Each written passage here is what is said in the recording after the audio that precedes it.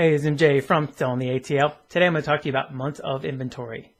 So months of inventory is probably a term that you've heard if you're looking to buy or sell real estate. And I'm not going to get into the details of how the number is derived, but I want you to remember this one number, and that is 6. The reason I want you to remember 6 is because 6 is considered an equal market in most areas anyways. Now, if it creeps below 6, generally speaking, it's considered a seller's market. And what that means is there are fewer houses on the market and there are more buyers on the market.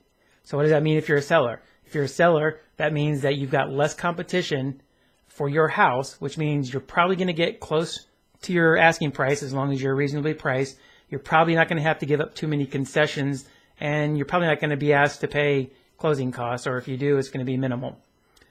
For a buyer now, you're going to have to be more aggressive when you're looking. So you're going to have to know exactly what you want, exactly what you don't want, and when you find that, you're going to have to be willing to put an offer in. It's probably going to be close to full price, and you're probably not going to be able to ask for a lot of concessions.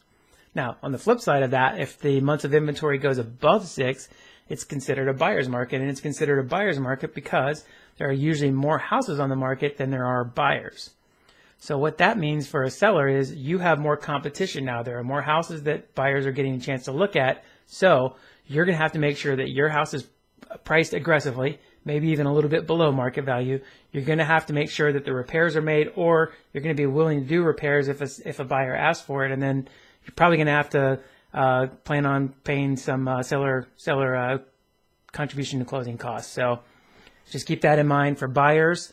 You're going to have a lot more inventory to look at, which in some cases is good, but in some cases it just turns into an inventory overload for you. But you may not have to move as fast, and you may be able to get a little bit better deal when they're in the buyer's market. So that pretty much explains the month of inventory and why it's important to you, whether you're a buyer or a seller.